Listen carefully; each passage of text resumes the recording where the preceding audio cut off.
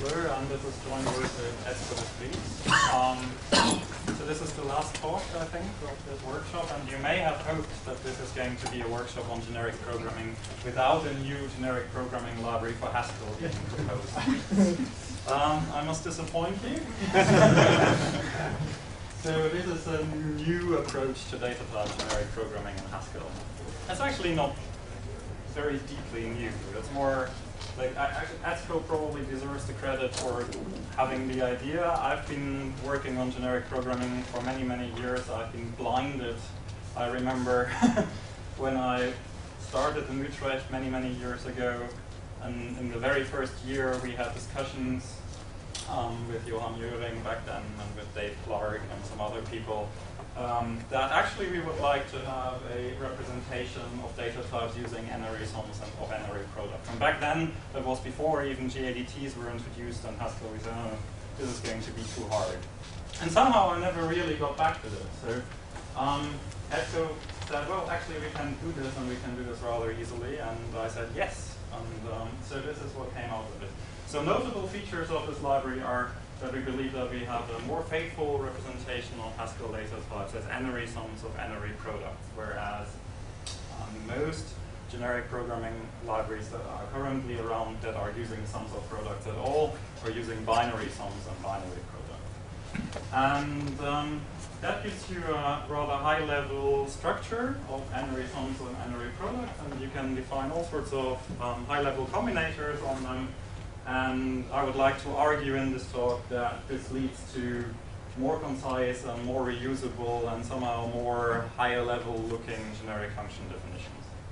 And then there is a somewhat orthogonal point that we are also separating out all metadata in the representation. Metadata is things like information about names of constructors, information about names of record labels. And often libraries mix these up into the main representation, and we keep them separate. I'm going to show that at the end. So all the things that I'm talking about are implemented and available. So the main library is called generics SOP, and it's on package. So the context is,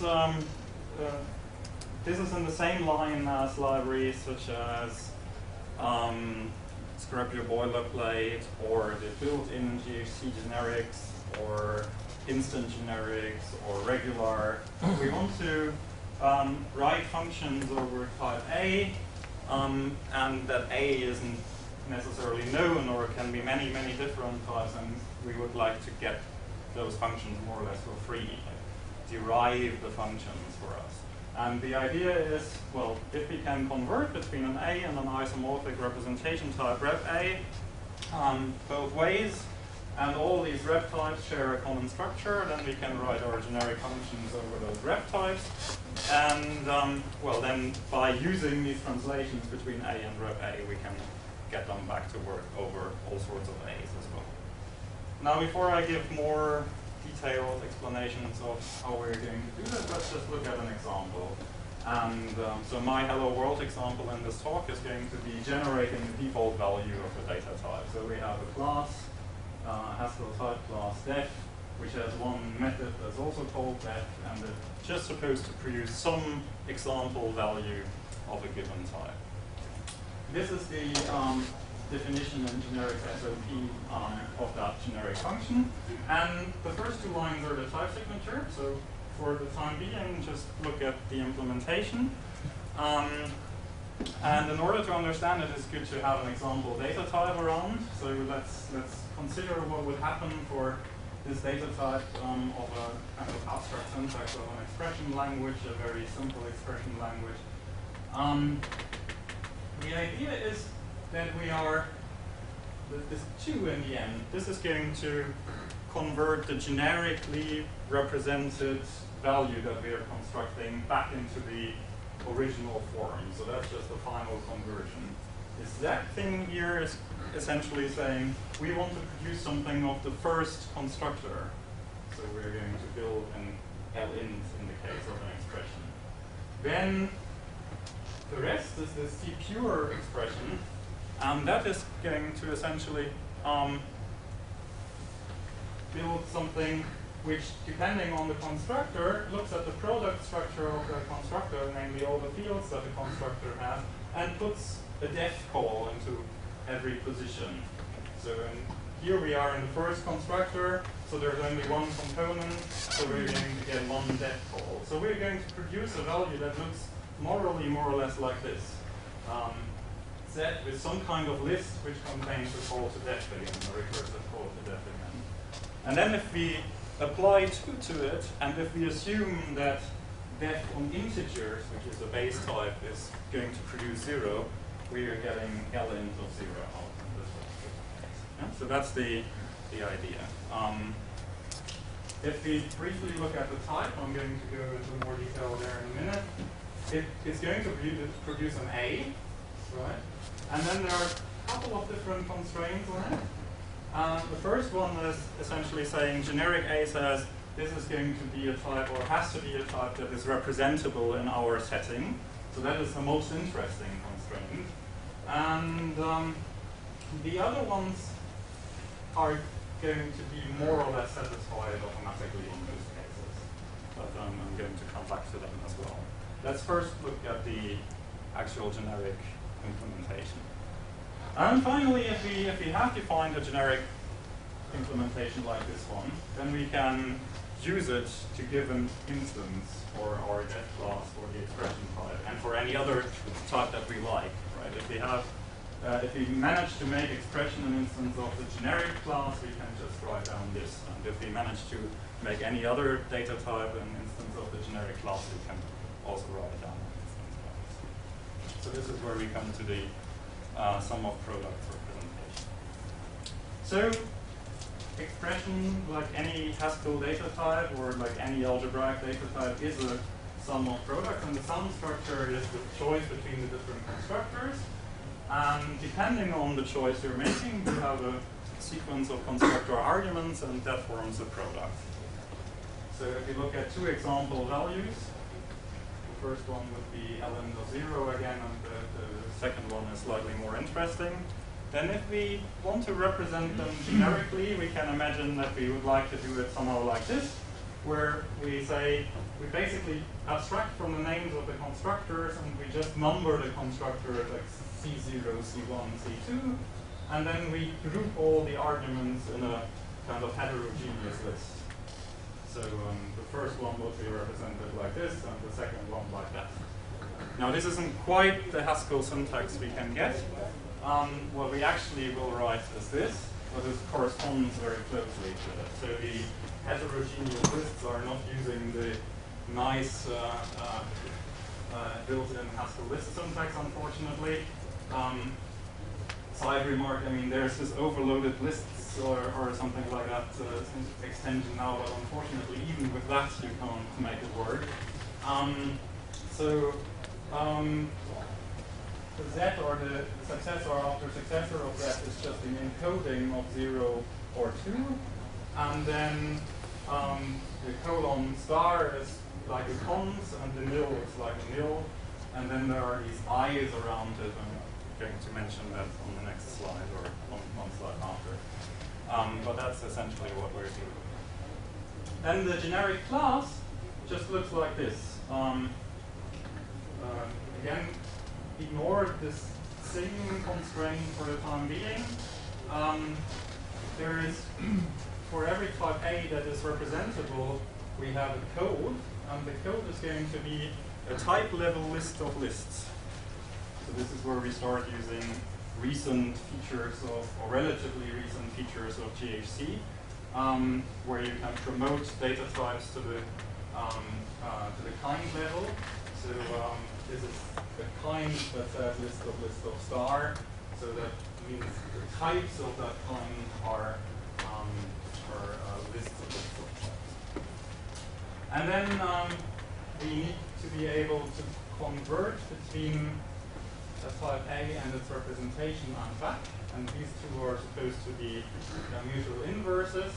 And the representation of our type is going to be a sum of products instantiated to what turns out to be the identity type constructor, and it's going to be indexed over this code, which is a list of lists.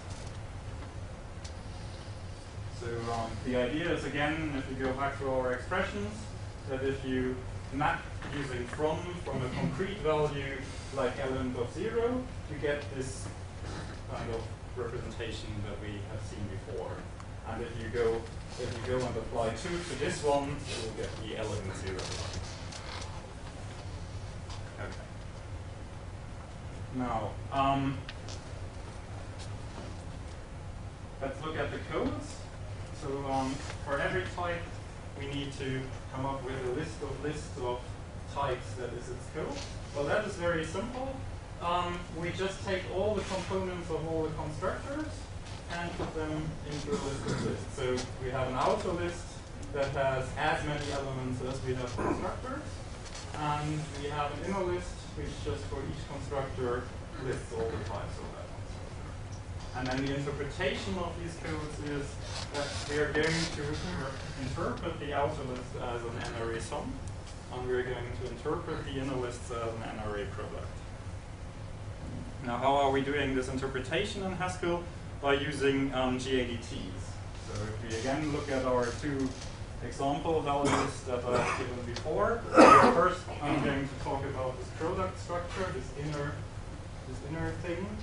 So there we are going to we have to define a data type that has 2 constructors, nil and this colon star, which is like cons. And let's look at a couple of examples and what their types should be. So nil is going to be an n-array product indexed by the empty list, where the type constructor that is being used is completely flexible because there's no element. And if we have I0 cons nil, it's going to be an n-array product of 1 element, which is of type int, and the type constructor we're using is I, and I is just the identity on the file level. And here is a more interesting one where we have an L-bool of 2 and an L-int of 3 and an L-int of 5, and then here we are going to have 3 expressions. So the index reflects how many elements are in the list. And this is going to be the definition of the n-array product. So nil is going to be always an empty product, and if we have an f of x, and if we have an n-array product f(xs), then we can combine them together and get an n-array product for the same f and x cons x's. These quotes are a Haskell peculiarity for dealing with promoted lists. Okay? So that's the n-array product. And the 2 special cases that we are going to use most often in the situation of this particular type constructor that we place here are the I that we've already seen and k as the constant functor. So if we have an I there, then the data type more or less corresponds to a heterogeneous list, where we just say these elements of these types are in that list.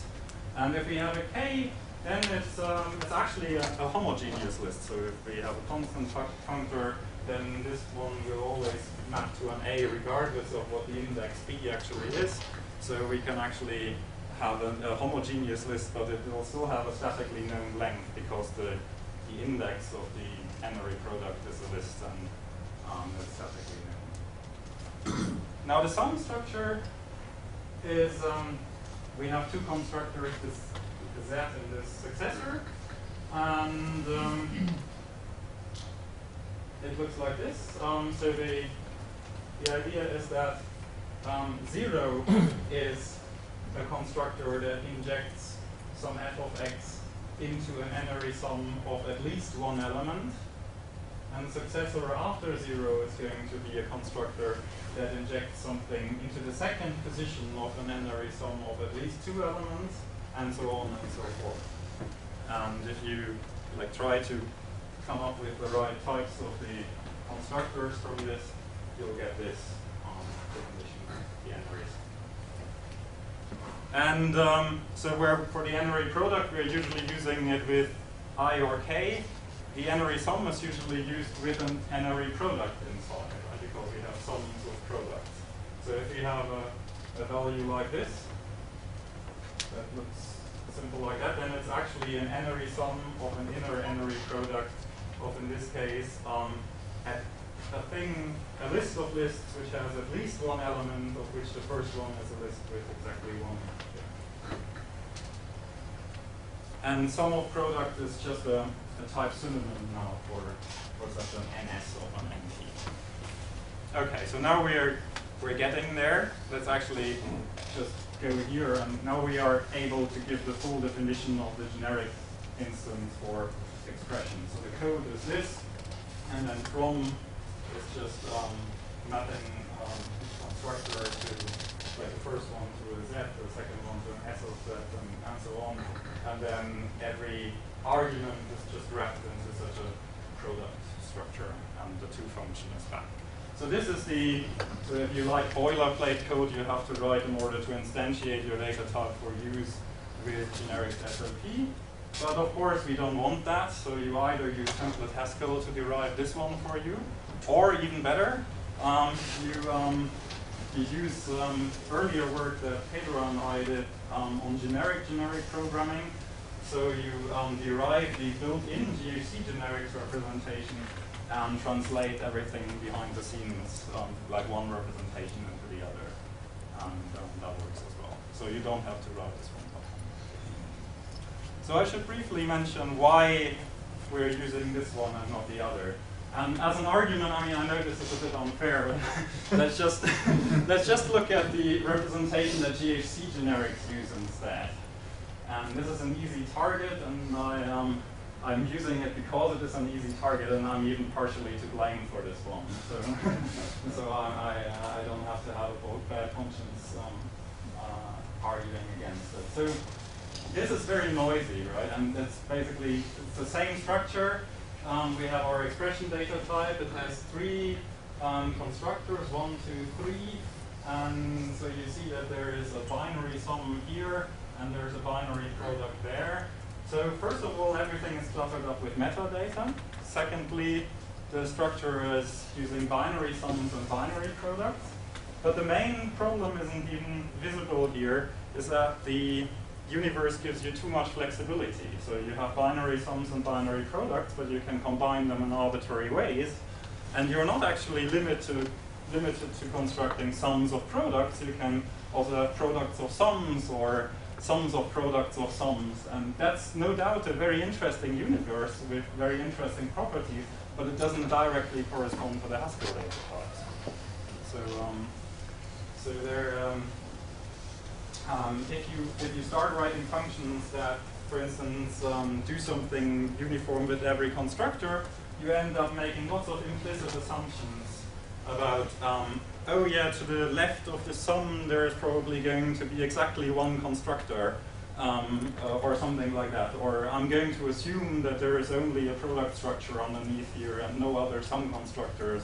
And obviously, if you know how GHC encodes these data types, that's true, but it's not expressed anywhere and nobody is checking this for you, whereas in our universe you get that for free. Okay, so let's briefly go back to this generic default and look at the other things here. So once you have this, there is a whole bunch of interesting functions you can define on them, like the cpure thing. The cpure function has this type, and it's a bit like replicate actually. If you look at normal Haskell lists, you all probably know replicate. Replicate takes an integer and an element and copies it as many times as you tell it to. And here the idea is you're giving it something relatively polymorphic, and the information about the desired length comes from the index and the type, the XS, and it will just like look at the type context and replicate this thing as many times as desired by the index. And now there are still these all and sing constructors. If we look briefly, so there's this one that I haven't talked about before, but now that we know what codes are, the only thing that this one expresses is that our code must have at least one constructor in it. So it must be a list with at least one element. And indeed, if we want to produce a default value, if we want to inject into the first constructor, then we better have a code that has at least one constructor. So that's expressed by this one. Otherwise, the use of that here wouldn't be quite correct. And now, all is something that has to do with constraints. So if you have a type level list, and you have a constraint that is parameterized by a type, then you can say, I want that for all types in that type level list, this constraint holds. And this is exactly what all represents. And we're using type families here and the fact that you can now parameterize over constraints in Haskell. So all get of the list in bool reduces to this nested tuple, but that doesn't matter for constraints, so it essentially just reduces to def of int and def of bool as a constraint. And similarly, all 2 is the one that occurs in gdef itself. The code is a list of lists, and so all 2 just says for all the inner things of the list of lists, we want this constraint to hold. But it's very similar to all other ones. And then I'm not going to go into detail about the proxy and about the sing. The sing is a singleton constraint, so if you're familiar, for example, with Richard Eisenberg's singletons library, let's say some singleton. So because we have to pattern match on this XS somehow at runtime, but it's a type level variable, we need a value level representation on it, and that's what the singleton gives us. And the proxy is needed because GHC isn't clever enough to infer this constraint. And so the proxy has to be passed in, so that's the main annoyance, if you like, for our current interface, has to be passed in manually using this helper data. Okay, so I don't exactly know when I started. Am I out of time already, or do I have 2 minutes? 2 minutes. Okay. So let me just briefly say, so next to this cpure function, there are lots of other functions available in the library. So you have things like mapping. You actually have something like a higher level applicative functor structure on these n-array products. So you can build a product of functions and a product of suitable arguments and then sort of apply them to each other. You can also combine sums with products in various ways. If you happen to end up with a product that is actually homogeneous because it has a k in it, you can collapse it down to an ordinary list. If you have effectful products where this f is an applicative functor, you can draw it out similarly to the sequence function in the applicative or the monad libraries. And you can also, if you have a product of things of a certain length, you can apply all the different constructors to each component in turn and get a list of n-array sums out. So perhaps to show you one example of a use of that one. So this is a variant of gdef that produces one default value for each constructor rather than just a value of the first constructor. So here we are not calling cpure for an n-array product, but for a product of products. So that's basically taking the entire table of constructors, and for every possible choice of constructor, it will insert default calls. And then it applies each constructor in turn to each row in this table and converts it back. So for expressions, we'll get something like this. We get one integer and one boolean and one if. That's like incorrect if, but we haven't made any attempts here to alleviate. How is this non-recursive? It's not. It's calling the old def here. It's this one. Yeah. This one is calling the old def. So it's not calling defs recursively. Otherwise, you could try to do that as well, and you would get into something like an enumeration, but then it might not terminate if you don't do any clever merging. Okay, so one last point. is the metadata is gone from our representation, I said that before, but it is still provided, and it is provided in such a way that it is indexed over the same kind of structure. So it's completely separate, but it's very easy to use because it matches up, the indices match up, and you can just write generic functions that, if you need the metadata, traverse over the metadata alongside the structure of the data type.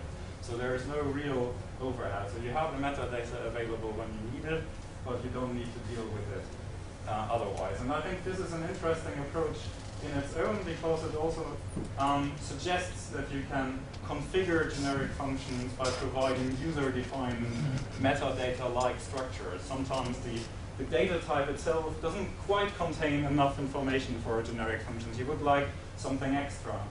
And the typical Haskell idiom is to use new type wrappers to sometimes modify the behavior. So if you want to have something ordered top-down, you wrap it in a particular new type. But if you do something like that in the data type declaration, it sort of messes up the whole data type. It's very ad hoc.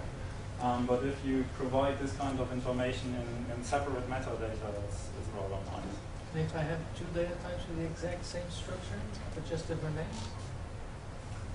Then, yeah, well, you can either consider it as a feature or as a potential danger.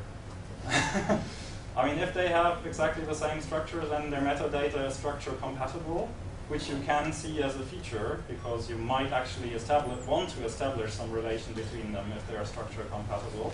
But of course, if you accidentally use one instead of the other, then. But can you go back? So how do I get the instance for header data type in? Oh, this one is derived by the template Haskell and by the generic programming machinery as well. So you don't use it yourself. You get it. Right, so in the paper there's more details about everything. There are more examples. In particular, there is a generic function that computes lenses or a particular kind of lenses. There is a generic function that does JSON deserialization. And there is some example of using user-defined metadata. Yeah, I think you should use this library because it's nice and we use it, and it produces nice code. It's a good example of what Haskell's type system can do these days. But we don't need anything new. Apart from syntactical things, we're not really missing anything. And so one thing to keep in mind is that simply because it hasn't been an issue for the code that we've been writing so far, we have not looked at performance at all. In terms of GHC generics, actually, there is this generic one class that GHC generic has that we don't have. And so higher kind of types are. Okay, thank you.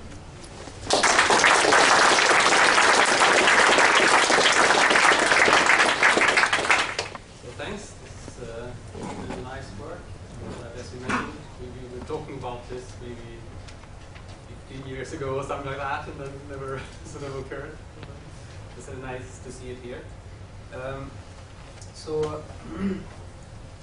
There is this eternal struggle between the front end and the back end of compilers.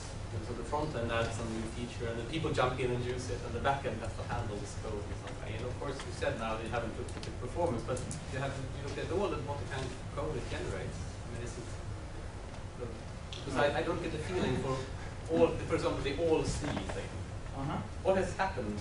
What's actually generated? There is sort of some list of constraints of, list of. Yeah, so the all C will essentially pass. Yeah, I don't exactly even know how it's handled, but I mean it will pass a lot of implicit arguments potentially. Yeah. I mean they will all be generated at compile time because constraint resolution happens at compile time, but it will they'll possibly be passed around at runtime. And I guess there may actually be like linear lookups to select the right dictionary be involved that are not sufficiently computed at compile time. So this is really something that we should look at what the performance of this is, but we haven't yet. And like I can only give relatively minor evidential advice that, I mean, in the code that we've written so far, it didn't seem to be an issue. But of course, if you start using this with a data type that has 1,000 constructors, you may get in trouble, like with many other generic programming libraries as well, actually. So it's a good point. But again, I mean, I also think these type level features are there in order to be used, and if we expose performance problems with them, then there are probably people who are very interested to hear about it and go off and fix them, or at least try to help improve the situation. So I think this is actually a good development. So it's nice to see that this all works out in Haskell, and nowadays often the question pops up also in this workshop on the sort of more, we've added on things to the Haskell type system. Is this sort of more nicely expressible than, for example, Agda or something? Or have you done some prototyping, or is it directly? This is, yeah, in the past I've often prototyped libraries on Agda and then tried to translate them into Haskell. In this particular case, actually has all been developed within Haskell.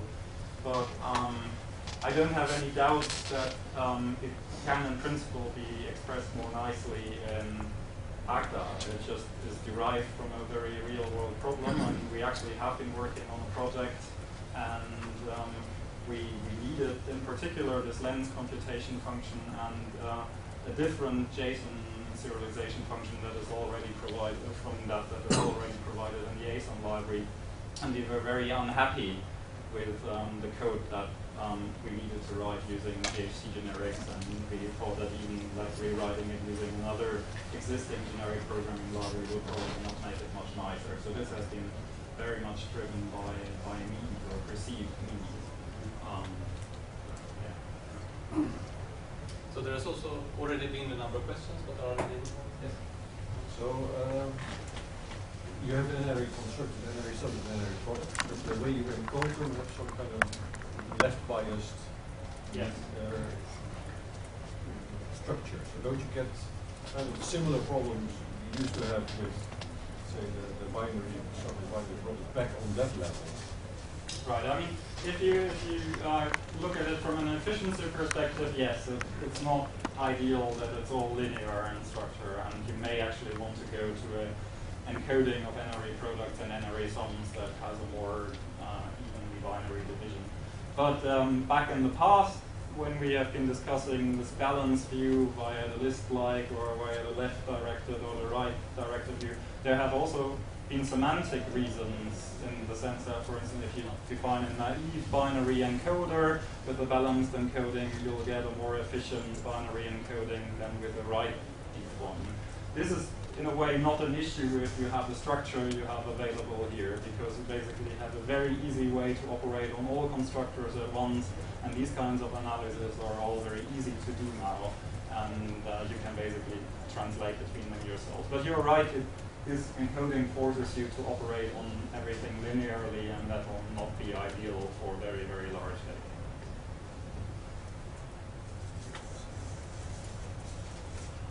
How long will it be till normal users of Haskell need never write an actual data declaration again?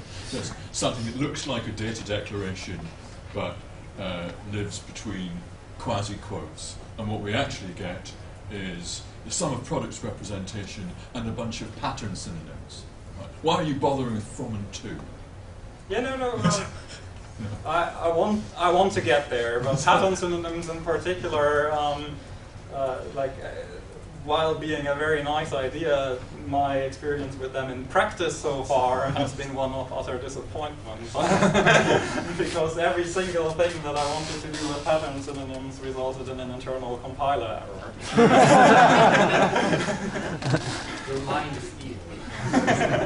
But no, I'm completely in agreement. I mean, ultimately, I want to go there. Yeah.